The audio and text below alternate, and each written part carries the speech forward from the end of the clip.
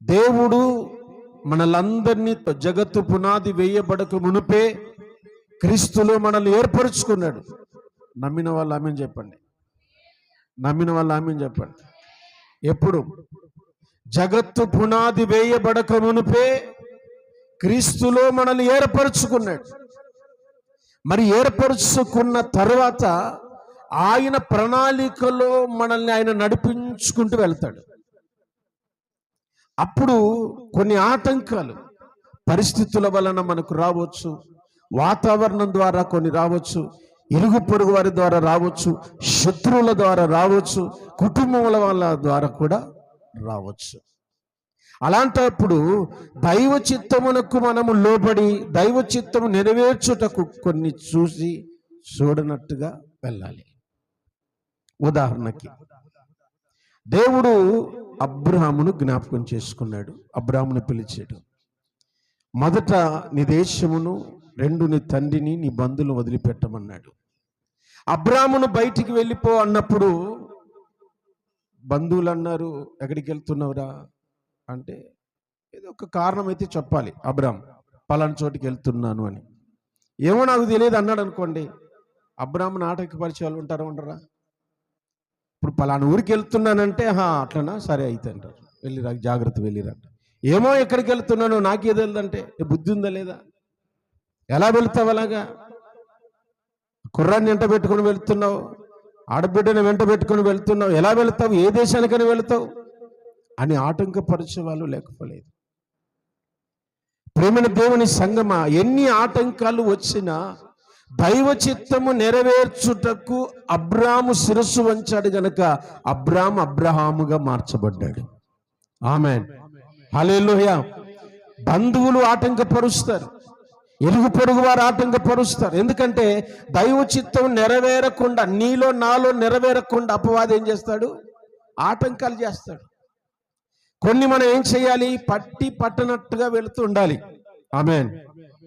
వీళ్ళు అన్నారు కదా అనేసి అన్నీ మనం కృంగిపోయి నలిగిపోయి వాళ్ళు ఆటంకపరిచారు, అందుకే ఎదగలేకపోతున్నా, అందుకే నేను ప్రార్థించలేకపోతున్నా, అందుకే బైబిల్ చదవలేకపోతున్నా, వాళ్ళు అన్నారు గనక నేను పరిచర్య చేయలేకపోతున్నా, వాళ్ళు అన్నారు గనక నేను మందిరానికి రాలేకపోతున్నా. ఇది కాదు. నీ ఆత్మీయ జీవితాన్ని కాపాడుకోవటానికి ఆటంకాలను నువ్వేం చేయాలి? పట్టనట్టుగా వదిలేయాలి. ఆమేన్, హల్లెలూయా. పట్టనట్టుగా వదిలేయాలి. ఇంకొక మాట కూడా జ్ఞాపకం చేస్తాను. ఇప్పుడు దావీదు మహారాజు ఉన్నాడు. దావీదు మహారాజు బాలుడుగా ఉన్నప్పుడు ఒక యుద్ధ రంగంలోకి వెళ్ళాడు. యుద్ధ రంగంలోకి వెళ్ళినప్పుడు వాళ్ళ అన్న అన్నాడు, ఇంటికి వచ్చావు నువ్వు? ఎందుకు వచ్చావు? నీ మందను ఎక్కడ వదిలిపెట్టి వచ్చావు అన్నాడు. సరేలే పోతున్నలే చెప్పి వెళ్ళిపోయాడా? వెళ్ళిపోలే. తనను దేవుడు గొప్ప చెయ్యాలి అనుకున్నప్పుడు సొంత వాళ్ళే మనల్ని ఏం చేస్తారు? ఆటంకపరుస్తారు. మనల్ని దేవుడు అభివృద్ధి పరుస్తున్నప్పుడు మన అనుకున్న వాళ్ళే మనకు అభ్యంతరంగా నిలబడతారు. ఇప్పుడు దావీదు అలాంటి సమయంలో మా అన్న నన్ను చూశాడు కాబట్టి ఇక్కడ నుంచి నేను వెళ్ళిపోవాలని వెళ్ళిపోలే, ఇంకా లోపలికి ప్రయాణం కట్టాడు. మీరు ఆలోచించండి. ఇంకా లోపలికి వెళ్ళాడు, లోపలికి వెళుతున్నాడు. ఫైనల్గా రాజు దగ్గరికి వచ్చాడు. ఫైనల్గా రాజు కూడా అన్నాడు, అయ్యా నీ చేత కాదురా, వాడు బాల్యం నుండి యుద్ధం నేర్చిన వాడు, నువ్వు బాలుడవు, వాడిని జయించటం నీ తరం కాదు అన్నాడు. స్తోత్రం చెప్పండి, హల్లెలూయా. ఆటంకం ఉంది ఇక్కడ. దేవుడు నిన్ను వృద్ధిలోకి నడిపించాలి అనుకున్నప్పుడు చూడనట్టుగా నీ ఆత్మీయ జీవితంలో అన్నీ పట్టించుకోకండి. తిట్టే వాళ్ళు ఉంటారు, సనిగే వాళ్ళు ఉంటారు, గొనిగే వాళ్ళు ఉంటారు, ముఖం మీదనే మాట్లాడే వాళ్ళు ఉంటారు. వీటన్నిటి గురించి ఆలోచిస్తూ వెళితే నీ ఆత్మీయ జీవితాన్ని అంతం వరకు నువ్వు సహించలేవు. Praise the lord, praise the lord, hallelujah. ఇంకొక మాట చెప్తాను. శత్రువుల విషయం మనం పక్కన పెడితే మన ఇంట్లో వాళ్ళే మనకు శత్రులుగా తయారవుతారు. ఎప్పుడు దేవుని ప్రణాళికలో నువ్వు నడుస్తూ ఉన్నప్పుడు, దైవ చిత్తాన్ని నువ్వు చేస్తూ ఉన్నప్పుడు నీ సొంత ఇంటిలోనే నీకు సమస్యలు మొదలవుతాయి. స్తోత్రం చెప్పండి, హల్లెలూయా. మీరు బాగా ఆలోచిస్తే భార్య భర్తలు ఉన్నారనుకోండి, భార్య భర్తల మధ్య గొడవకు కారణం ఏంటో మీరు చెప్పండి, ఒక్క మాటలు చెప్పండి. మీకు తెలిసి మీరెవరు కొట్టలేదా, గొడవ పడలేదా? ఏం చెప్పమంటారా? ఈగో, గర్వం, సంపాదిస్తున్నానన్న ఒక గర్వం. అర్థమైందా?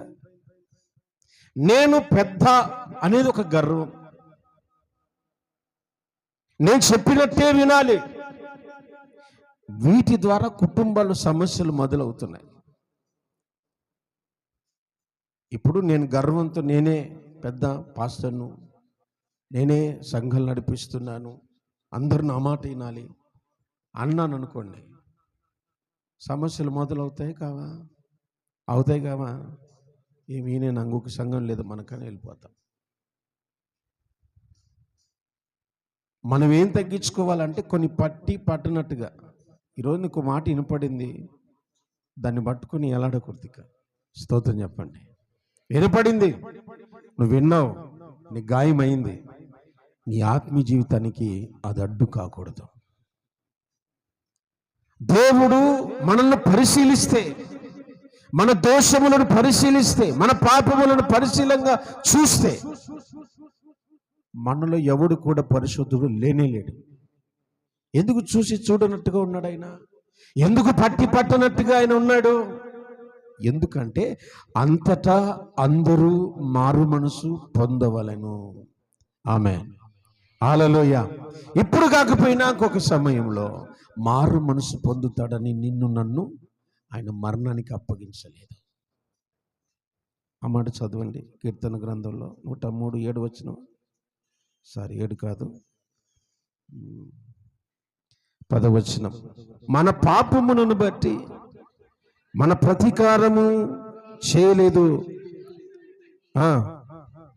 మనకు ప్రతిఫలము, మన పాపములను బట్టి ఆయన ప్రతీకారం చేయలేదట. మన పాపం చేసాం, అయితే ఏం చేయలేదు ఆయన. స్తోత్రం చెప్పండి, మళ్ళీ చెప్పండి. చెయ్యాలనుకుంటే చేయగలిగిన సమర్థుడు. అవునా కదా? ఉసిరి వచ్చింది, పట్టుబడింది పాపం చేత, అందరూ రాళ్ళు తీసుకున్నారు కొట్ట చంపేయాలనేసి. మీలో పాపం చేయని వాడు ఎవడో రాయి వేయండి అన్నాడు, అందరూ రాళ్ళు వదిలేసి వెళ్ళిపోయారు. ఇప్పుడు యేసుప్రభు ఏమన్నారు? అమ్మా, ఎవరు నేను కొట్టలేదా? నేను కూడా కొట్టను. ఆమేన్. ఆయన కొట్టొచ్చు, ఎందుకంటే ఆయన ఒక్కడే పాపం లేనివాడు. ఆయన శిక్షించుటకు పాత్రుడు, కానీ క్షమిస్తున్నాడు. ఎందుకు? మార్పు చెందుతావని నిన్ను వదిలేశాడు. ఎందుకు ఈగో? మూట కట్టుకొని వెళ్ళిపోతావా? కయీన్, ఎందుకు నానా నువ్వు సత్క్రియ చేసిన ఎడలా తలెత్తుకున్నావా? చిన్నవాడే, నీకంటే చిన్నవాడే, దేవుడు వృద్ధి చేయాలనుకున్నాడు, దేవుడు ఆశీర్వదించాలనుకున్నాడు, ఆయన ఆశీర్వదించాడు. మధ్యలో ఆయనకి హేబెలు తప్పేముంది? బాధ ఉంటే నీకు దేవునికి, అయ్యా నన్నెందుకు ఆశీర్వదించవు అని అడుగు, నన్నెందుకు బ్లెస్ చేయడం లేదని అడుగు. హేబెలు మీద పడి హేబెలు మీద కోపం చూపడానికి నీకే హక్కు ఉంది, నాకు ఏ హక్కు ఉంది? ఒక హేబెలు గురించి నేను మాట్లాడుతున్నా అంటే మన ఫ్యామిలీ గురించి మనం ఆలోచించాలి.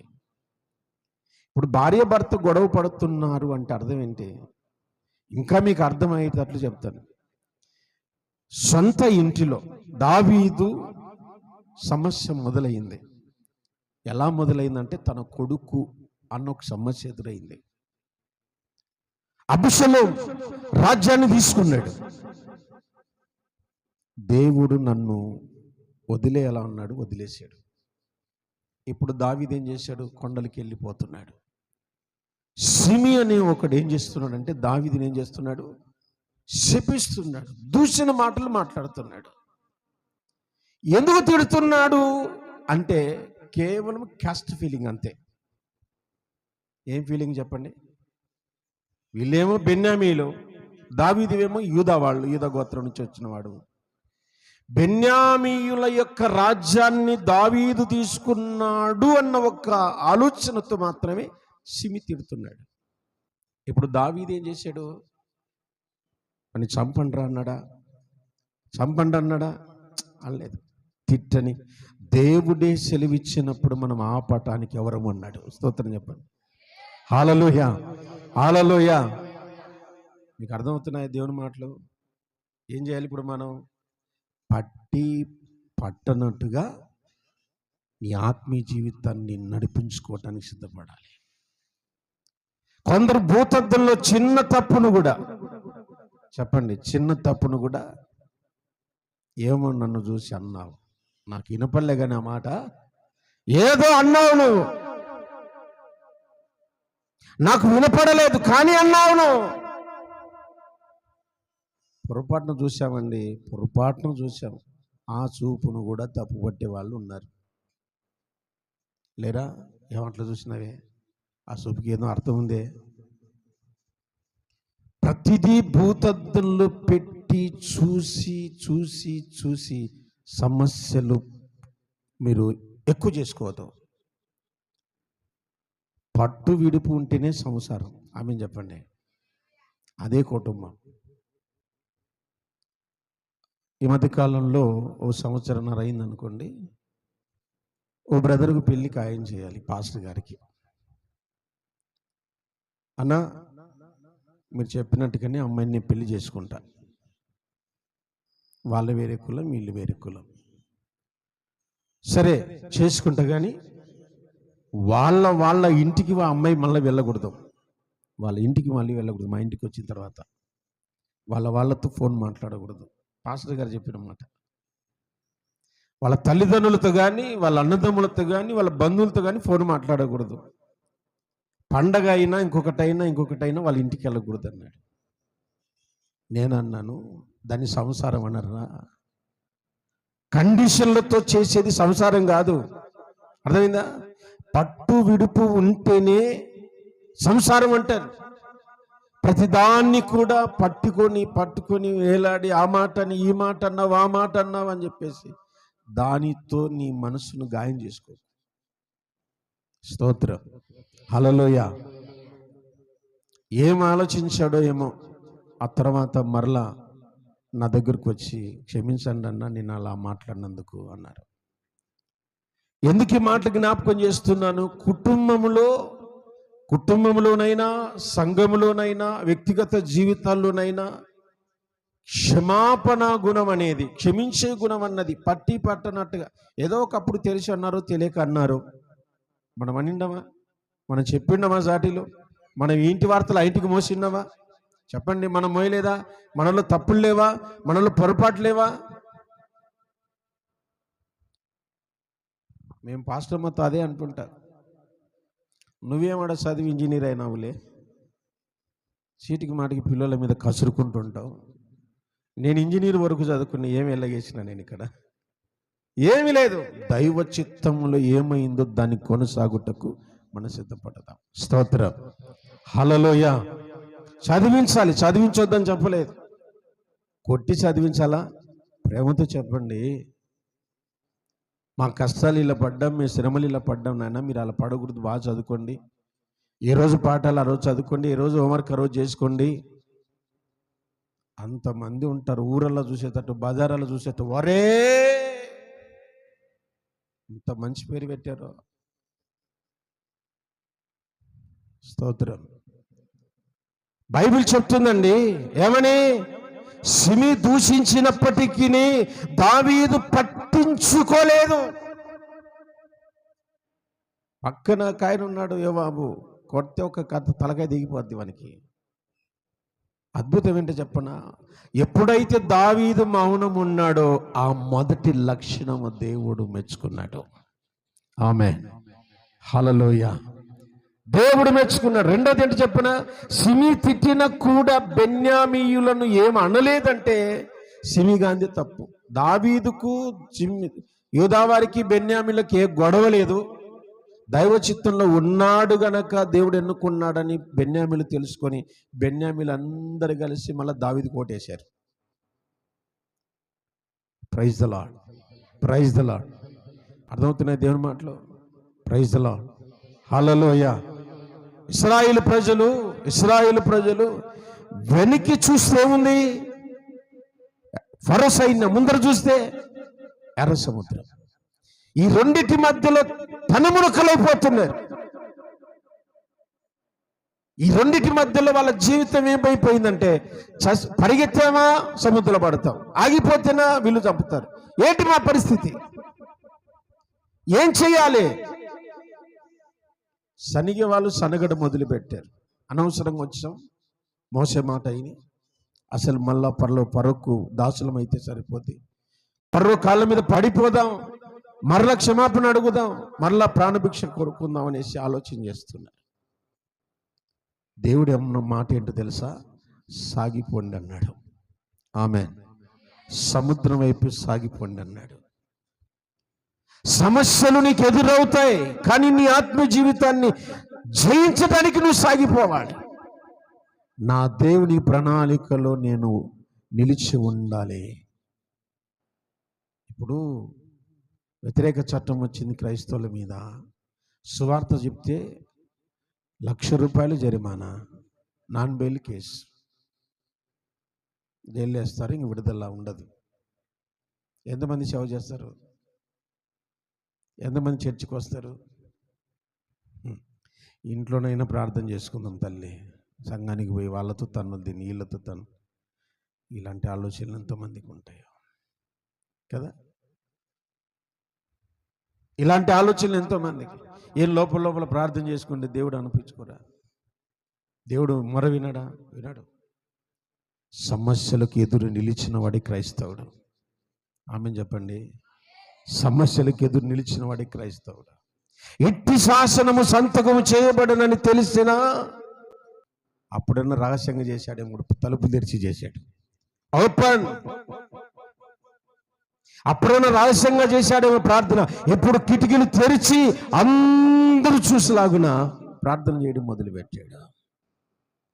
వాళ్ళని క్రైస్తవులు అంటారు. ఆమెన్ చెప్పండి. మన మీదకి 100 మంది దుండగులు వచ్చినా, మత్తోన్మాదులు వచ్చినా ఎదురు నిలబడి ప్రార్థించగలిగిన వాళ్ళు క్రైస్తవులు. వైమత్తల్లో చంపేస్తారు, వాళ్ళు తలకాయలు బలగొడతారే. చచ్చిపోదామండి ప్రభు కోసం. స్తోత్రం చెప్పండి. హతసాక్షులం అవుదాం. హతసాక్షులకున్న గౌరవం చాలా గొప్పది. బైబిల్ చెప్తుంది. అపోస్తల కార్యములో 7వ అధ్యాయంలో స్టెఫెన్ చనిపోయినప్పుడు పరలోకం తెరవబడిందట. బైబిల్ చెప్పిన మాట ఏంటంటే, యేసుక్రీస్తు ప్రభుల వారు సింహాసనం మీద కూర్చోలే, నిలబడి ఉన్నాడు. స్తోత్రం చెప్పండి. యేసు ప్రభు ఏం చేస్తున్నాడు? అక్కడ నిలబడ్డాడు. సమస్యలను చూసి ఎప్పుడు కూడాను కృంగిపోవద్దు. ఈరోజు ఆర్థిక ఇబ్బందులు, సమస్యలు చాలామంది కొట్టుమెట్లాడుతున్నారు. ఆర్థిక ఇబ్బందులకు కారణం ఏంటో చెప్పనా? బైబిల్ చెప్పిన మాట, ద్వితీయోపదేశకాండం 15వ అధ్యాయం 5వ వచనం. ద్వితీయోపదేశకాండం 5. ఎందుకు నీకు ఆర్థిక ఇబ్బందులు, ఎందుకు నువ్వు అప్పుల పాలు అవుతున్నావు? బైబిల్ చెప్పింది, చూడండి ఆ మాట. ద్వితీయోపదేశకాండం 15వ అధ్యాయం. కావున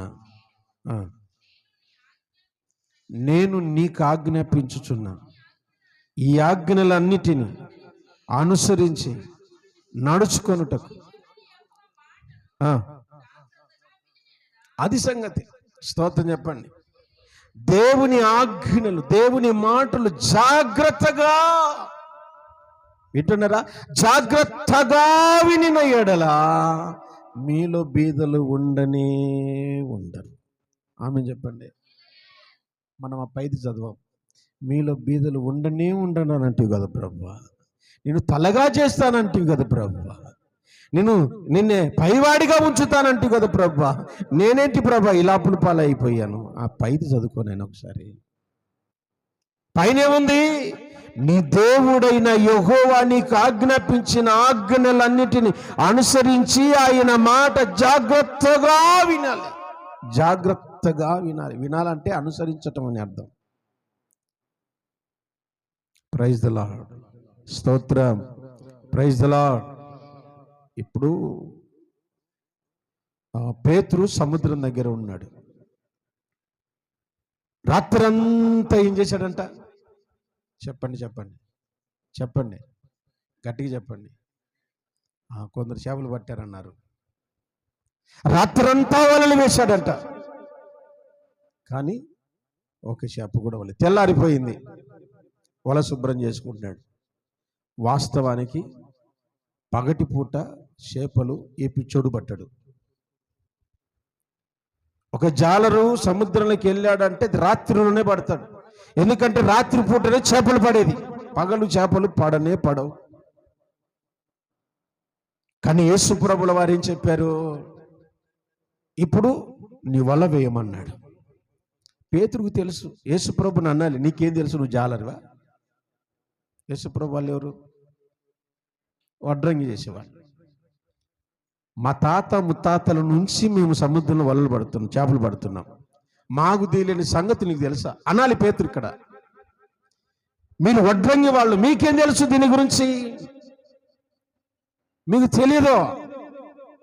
ఇప్పుడు నాకు వంట రాదండి, నేను వంట దగ్గరికి వచ్చి అదే ఇదే అని అనుకోండి, నీకు తెలుసా నాకు తెలుసా అంటే. ఓసారి నా జీవితంలో జరిగిన సంఘటన, గీతాంజలి ఆర్ట్ ఆళ్ళగడ్డలో ఉంటాడు అక్కయన. నేను రాహిబోతు ప్రార్థన మందిరంలో వాక్యాలు రాయడానికి వెళ్ళాను. ఆ రోజు వెళ్తూ వెళ్తూ సాటి ఆర్టిస్ట్ కదా అనేసి ఆయన దగ్గరికి వెళ్ళాను. వెళ్తుంటే ఓ బొమ్మ వేస్తున్నాడు ఆయన. నాకు అర్థమైంది, ఏదో బొమ్మ వేస్తున్నాడు. ఏ బొమ్మ అన్నాను. చూడు అర్థం అవుతుంది అన్నాడు. సరే నేను ఆర్టిస్ట్ కదా నాకు తెలుసు, నాకు అర్థమైంది ఇదే సంథింగ్ ఏదో బొమ్మలాగా ఉంది అన్నాడు. ఏ బొమ్మ వేస్తున్నావు అంటే నాగార్జున బొమ్మ వేస్తున్నా అన్నాడు. నాకు తెలుసు అది నాగార్జున ఇంకొక అర్జున అనేది నాకు అర్థమైంది. నేను అన్నాను, అది నాగార్జున బొమ్మ కాదన్నా అన్న. నీకు తెలుసా అన్నాడు. నేను ఆర్టిస్ట్ అని చెప్తే తెలిసిపోతే అని, కానీ నాకు కనపడలేదు, నా అందులో ఫిగర్ ఏం కనపడలేదు. ఎందుకంటే ఒక శిల్పకారుడికి ఒక రాయి ఇచ్చామనుకోండి, అందులో రాయి కనపడదు, బొమ్మే కనపడుతుంది. ఆమె చెప్పండి. ఇప్పుడు గాంధీ తాతను చెక్కాలనుకున్నప్పుడు ఆ రాయిలో గాంధీ తాతే కనపడతాడు, అర్థమైందా? వేరేది పొరపాటును కూడా కనపడదు. నెహ్రూను తన మైండ్లో పెట్టుకున్నాడు అనుకోండి, రాయిలో నెహ్రూనే కనపడతాడు. ఇది రాయి అన్నావు అనుకోండి, వాడు నెహ్రూనే అంటాడు. నేను ఆ బొమ్మను చూసి అన్నాను, ఇది నాగార్జున కాదే కాదన్నా. నీకు తెలుసా అన్నాడు, మీరు కొబ్బడ్డాడు నా మీద అన్న. నేను కూడా ఆర్టిస్ట్, నేను మామూలు ఆర్టిస్ట్ కాదు, నేను ఫిగర్ ఆర్టిస్ట్, బొమ్మలు గీస్తా నేను అని చెప్పాను. అవునా అన్నాడు. అప్పుడు నెత్తికి కూడా మొదలుపెట్టాడు. వీడికి అక్షరాలు రాయనికే సరిగా రాదు, మళ్ళీ నీకు తెలుసా అని అంటున్నాడు. నాకు అర్థం, మీరే బాగా రాస్తారు ఆ మనిషి కంటే. మళ్ళా గీతాంజలి ఆర్ట్ అని రాసుకున్నాడు. చూస్తే చాలా ఏజ్డ్ అంటే నా పైన ఒక 5 ఏళ్ళు పైన ఉంటుంది. కొందరు ఈ పని చేత కాదు, కానీ ఏం చేస్తుంటారు, సలహాలు ఇస్తుంటారు. ఇప్పుడు యేసు ప్రభు వారు పేతురు దగ్గరికి వచ్చి, నాయనా ఇప్పుడు చేపలు పట్టమంటే, చేపలు పట్టే అనుభవం పేతురుకుందా యేసు ప్రభుకుందా? మీరు చెప్పండి, గట్టిగా చెప్పండి, ఎవరికి ఉంది? ఇప్పుడు పేతురు అన్న మాట ఏంటి చెప్పిన, నీ మాట చొప్పున నేను వలలు వేతును. Praise the lord, praise the lord, hallelujah. ఆటంకాలు వస్తాయి, కానీ పేతురు చెప్పినట్టుగా నువ్వు చెప్పావు గనక నేను సాగిపోతా. నువ్వు మాట్లాడావు గనుక, వాక్యం ద్వారా నువ్వు మాట్లాడుతున్నావు గనుక, సమస్యలైనా నేను సాగిపోతాను, ఆటంకాలైనా సాగిపోతాను. ఏది పట్టించుకోకండి. వాళ్ళు నిన్ను తిట్టారు, అన్నారు, గొనిగారు, చావుపో అన్నారు, స్తోత్రం అనాలా, సాగిపోతున్నాలా? సావనికి కాదు. Praise the Lord. సమస్యలను ఛేదించే వాళ్ళు కావాలి. యేసు ప్రభు మీద రాళ్ళు రువ్వలేదా? చెప్పండి, రాళ్ళు రువ్వలేదా? దేవుని చిత్తము చేయుటకు ఆయన శిలువ దగ్గరకి మరణమగు వరకు ఆయన చిత్తం చేయుటకు ఎక్కడ కూడా రాజీ పడలేదు. స్తోత్రం చెప్పండి. ఈ ఆటంకాలు వచ్చాయా? ప్రవక్తల యొక్క ప్రవచనాలన్నీ నెరవేర్చే వరకు ప్రాణం విడవలేదు. అది దేవుని చేద్దాం. Praise the lord, praise the Lord. మనం కూడా మన ఆత్మీయ జీవితంలో అన్నదమ్ములు అడ్డుపడిన నీ ఆత్మీయ జీవితాన్ని ఆగిపోవద్దు, ఆపకు. నీ ఇరుగు పొరుగు వాళ్ళతో గొడవపడి ఆ కుటుంబ ప్రార్థన చేసేది ఆపొద్దు. అర్థమైందా? ఇంట్లో వాళ్ళతో గొడవపడి కుటుంబ ప్రార్థన చేసుకోవటం, వ్యక్తిగత ప్రార్థన చేయటం ఆపొద్దు. ఆమేన్. దేవుడు వాక్యం చెబుతుంది, చూసి చూడనట్టుగా, పట్టి పట్టనట్టుగా ఎప్పుడైతే నువ్వు నడుస్తూ ఉంటావో, దేనిని బట్టి? దేవుని మాటను బట్టి. ఆమేన్. ఎవ్వరి మాట తీసుకోకండి. దేవుడు నిన్ను వెళ్ళమన్నాడు, వెళ్తుండాలి అంతే. చెప్పమన్నాడు, చేస్తూ ఉండాలి. చేయమన్నాడు, చేస్తూ ఉండాలి. ఇది దైవ చిత్తములో ఉందా లేదా అన్నది మాత్రమే నీకు తెలుసు. ఆమేన్. మిగిలిన వాళ్ళకు తెలియదు. ఇప్పుడు ఇస్సాకును బలివ్వటానికి అబ్రహాం గారు వెళ్తున్నారు. అబ్రహాం గారు వెళ్తున్నప్పుడు భార్యకు చెప్పాలా లేదా? చెప్పాలా లేదా? వేరే ఊరికి నేను వాక్యాన్ని సువార్తకు వస్తుంటా.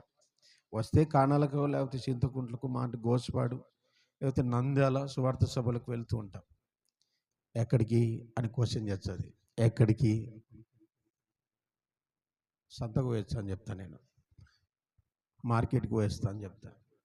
సేవకుడు ఆడిపోతాడు, బ్యాగు తగిలిచ్చేసరికి ఒక ఎక్కడికి? ఆటంకాలు ఉంటాయండి. స్తోత్రం, హల్లెలూయా. క్వశ్చన్ చేసే వాళ్ళు ఎక్కువ, సమాధానం చెప్పలేక అల్లాడిపోవాలా. పొరపాటున అంగేసుకొని చెప్పులు దొడుక్కున్నావు అనుకో, ఏడికి? వీళ్ళు మాత్రం చెప్పి కూడా పోరు. వీళ్ళ గురించి చెప్తున్నా. వీళ్ళు మాత్రం ఎక్కడ చెప్పు, యాడికి పోయినామంటే మిషన్ కాడికి వెంటిలే. మేము చెప్పులేచ్చి మాత్రం క్వశ్చన్. మీ ఊళ్ళో కూడా అంతేనా? Praise the Lord. అంతేలే, ఎక్కడైనా అంతే. స్తోత్రం చెప్పండి, మళ్ళా చెప్పండి. పట్టి పట్టనట్టుగా ఎప్పుడైతే నీ జీవితాన్ని నడిపించుకుంటూ వెళ్తావో, సంసారమైన ఆత్మీయ జీవితమైనా సుఖంగా ఉంటుంది. అర్థమైందా? అన్నాడు, విన్నాడు, అయినా ఏమనలేదు అంటే అర్థం ఏంటో చెప్పనా? ముక్కి చులకన్నా అయినాడని కాదు అక్కడ అర్థం, తను దేవుని చిత్తంలో ఉన్నాడు అని అర్థం. Praise the Lord. ఇక అంటున్నాడు కదా, వింటున్నాడు కదా, ఏమనలేదు కదా అనేసి కొంతమంది దువారుగా మాట్లాడుతుంటారు.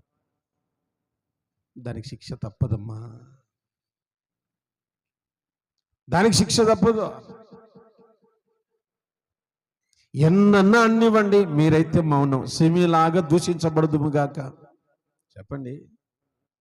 ఇప్పుడు సిమి దావీదు దూషించినట్టుగా దావీదు ఏం చేశాడు? మౌనం అయిపోయాడు. దూషించని దేవుడు సెలవిచ్చాడు వానికి, దూషించని. తర్వాత వచ్చి, అయ్యా కుక్క వంటి వాడను, నన్ను క్షమించమని అడిగాడు. ఆమేన్ చెప్పండి. Praise the Lord. పట్టి పట్టనట్టుగా నీ ఆత్మీయ జీవితంలో సాగిపోవాలా. బైబిల్ అది చెప్పింది చూడండి. ఆ మాట చదువుకుని ప్రార్థన చేద్దాం. ఎఫెసీ పత్రిక 4వ అధ్యాయం మొదటి మాట చదవండి. ఎఫెసీ పత్రిక 4 మొదటి వాక్యం. కాబట్టి మీరు సమాధానమును బంధము చేత ఆత్మ కలిగించే ఐక్యతను కాపాడుకొనుట యందు శ్రద్ధ కలిగిన వారై ప్రేమతో ఒకరినొకడు సహించుచు, మీరు పిలువబడిన పిలుపునకు తగినట్టుగా దీర్ఘశాంతముతో కూడిన పరిపూర్ణ వినయముతోనూ సాత్వికముతోనూ నడుచుకొనవలనని ప్రభును బట్టి క్రీస్తు ఖైదీనైన నేను మిమ్మల్ని బతిమాలు కొనుచున్నాను. పౌలు చెప్తున్నారు ఏమని? మీరు సమాధానమును బంధము చేత సమాధాన పడాలి. ఆ బంధం మీలో ఉండాలి. ఏదో తెలియకన్నారు, పొరపాటున అన్నారు, నోరు జారింది అనేసారు అనుకునేసి దాన్ని పట్టించుకోకూడదు పెద్దగా. ఆమేన్, హల్లెలూయా. దేవునికి స్తోత్రం. కింద అంటాడు ఆయన, ఆత్మ కలిగించు ఐక్యతను కాపాడుకొనుట యందు శ్రద్ధ కలిగిన వారై.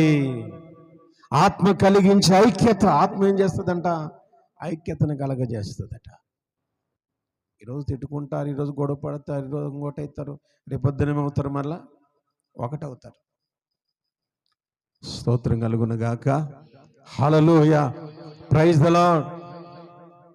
బైబిల్ చెప్తుంది ఆత్మ ఐక్యతను కలగజేస్తుంది. సమస్యలు వచ్చినప్పుడు దాన్ని గట్టిగా పట్టుకొని లాగి లాగి, అందుకే పెద్దలు చెప్పారు, తెగే వరకు లాగొద్దురా. సహనానికి కూడా అర్థం ఉంటుందమ్మా. స్తోత్రం చెప్పండి. తిడుతున్నారు కదా ఊరుకున్నాడు కానీ అనకండి. ఎప్పుడు పిల్లికి కూడా కోపం వస్తుందంట, పిల్లి కూడా పులవుద్దంట ఒకసారి. ఎప్పుడు కొడుతున్న ఊరుకుంది అంటే ఖర్చు పెడుతుంది ఒకరోజు. జాగ్రత్త. సహనాన్ని కూడా పరిశీలన చేయకూడదు మనం. ఓ పొరపాటు జరిగిపోయింది, క్షమాపణ. మనం ఆత్మీయులం కదా, చిన్న చిన్న పొరపాట్లు చేస్తూ ఉంటాం. సర్దుకోవాలి, సమాధాన పడాలి, తిరిగి ఐక్యత కలిగి ఉండాలి. మీరు మీ భర్తల కోసం ప్రార్థన చేస్తారమ్మా? చేస్తారా? నిజం చెప్పండి, చేస్తారా? చేసిన వాళ్ళంతా ధన్యులు, చేయని వాళ్ళంతా అన్యులు. అయ్యా, మీరు భార్యల కోసం ప్రార్థన చేస్తారా? నేనైతే ఖచ్చితంగా చేస్తాను నాయన. ఎందుకంటే భార్యను బాగా చూసుకున్నావు అనుకో, టయానికి ఆమ్లెట్ వస్తుంది, ఎగ్గు కర్రీ వస్తుంది. భార్యను బాగా చూసుకున్నావు అనుకో, దాచిపెట్టుకున్న ధనం కూడా తెచ్చి నీ చేతులు పెట్టేది, తీసుకోయా వాడుకో అని చెప్పేసి. ఇక దాపరికమే ఉండదు. అందుకే భార్యలు బాగా ప్రేమించండి. స్తోత్రం, ప్రైజ్ ది లార్డ్, హల్లెలూయా. ఎలాగా? అది బైబిల్ చెప్తుంది. మీరు పిలువబడిన పిలుపునకు తగినట్టుగా దీర్ఘశాంతముతో కూడిన సంపూర్ణ వినయముతోనూ సాత్వికముతోనూ నడుచుకున్నవలెను. దీర్ఘశాంతముతో కూడిన సాత్వికం. ఎన్నాళ్ళు సహించాలంట, ఎన్నాళ్ళు సహించాలి. ఇక్కడేమన్నాడు దేవుడు? దీర్ఘశాంతముతో కూడిన సంపూర్ణ వినయం. స్తోత్రం. వినయంలో కూడా మళ్ళీ సంపూర్ణ వినయం ఉందని బైబిల్ చెప్తుంది. అప్పుడే ప్రతిదాన్ని పట్టుకొని, నన్ను మా ఆయన అన్నాడు, మా భార్య అనింది, మా అత్త అనింది, మా కోడలు అనింది, ఆ సంఘస్థులు అన్నారు, ఆ సంఘ పెద్దలు అన్నారు, ఆ సేవకుడు అన్నాడు, ఆ యవనస్తుడు అన్నాడు. ఏమండి, పొరపాటు నోరు జారేశాం, అనేసాం. అనకూడదు అన్న పొరపాటు అయిపోయింది. ఏం చేయాలి ఇప్పుడు? సమాధాన పడాలి.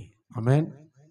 శుక్రవారం పెళ్లిలో ఉన్న, శుక్రవారమేనా, రైట్, బేస్తవారం రోజు ఓ పెళ్లిలో ఉన్న, బేస్తవారం రోజు ఫంక్షన్ హాల్లో కూర్చున్నా. ఎవడో ఒకడు వచ్చాడు, ఎవరు రాను అన్నాడంట. ఈ పెళ్లి కొడుకు బామర్దిని, ఎవరు రాను అన్నాడంట. నన్ను ఎవరు అంటారో, నా బామర్ది పెళ్లికి వచ్చినావు అనేసి వాడిని చితగొడుతున్నాడు. వాడిని నువ్వెవరు అనేసి తెలిసిపోయింది. పెళ్లి కొడుకు బామర్ది అని తెలిసింది. తెలియగానే, అన్న నాకు క్షమించండి, నా పొరపాటు అయిపోయింది, ఏదో తెలియక అనేసాను, తాగిన వైపులో అనేసాడు. నన్ను అంటావని మళ్ళీ కొడుతున్నాడు. వాడు క్షమాపణ అడిగాడు. అన్న నీ కాళ్ళు పట్టుకుంటా, తెలియక అన్నానన్న, క్షమించండి. ఆ పెళ్ళికి వచ్చిన వాళ్ళు అంతా అంటున్నారు, క్షమాపణ అడిగాడు కదరా, కాళ్ళు పట్టుకుంటా అన్నాడు కదరా, తెలియక అన్నాడు కదరా, వదిలిపెట్టరా అంటే, లేదు నాకు ఈ పెళ్ళిలో అవమానం జరిగింది. వీడే కొడతాడు, మళ్ళీ కొట్టేది ఈడే. నాకు ఈ పెళ్ళిలో అవమానం జరిగింది, నేను ఉండనంటే ఉండను. ఫైనల్గా పెళ్లి కొడుకు అంటాడు, తెలియక అన్నాడు కదా బావా, క్షమించమండి, నా ఫ్రెండేలే, బంధువులు కూడా వచ్చారు, వాడు మనవాడేలేనా, తెలియక అన్నాడు అంటే, కాదు నాకు నేను తినను. తినకపోతే ఎలా గాలేది. స్తోత్రం. దీర్ఘశాంతముతో కూడిన సంపూర్ణ వినయముతో సాత్వికముతో దైవ చిత్తానికి నువ్వు లోబడాలి. స్తోత్రం చెప్పండి. దేవుడు ఏం చేశాడు అదే మనం చేయాలంటున్నాడు. ఆయన ఏం చేశాడు? చూసి చూడనట్టు. అలాని పాపం చేస్తున్నారని పురుకొలిపించడం కాదు, మారు మనసు పొందుతారేమోనన్న ఆలోచనతో వదిలిపెట్టాలి. ఇప్పుడైనా మారుతాడు. ఆయన మనల్ని వదిలిపెట్టలేదా? ఇక్కడ అందరూ పుణ్యాత్ములే ఉన్నారా? అందరూ పరిశుద్ధులే ఉన్నారా? అందరూ నీతిమంతులే ఉన్నారు? కానే కాదు. ఆయన పరిశీలనగా చూస్తే మనలో నిలవదగిన వాడెవ్వడూ లేడు. ఎందుకు నిలబడ్డాం? ఆయన కప్పేశాడు. ఇలా స్తోత్రం. మన దోషాలు కప్పి చూస్తున్నాడు. మన క్రియలను బట్టి మనకు ప్రతీకారం చేయలేదు. ఆయన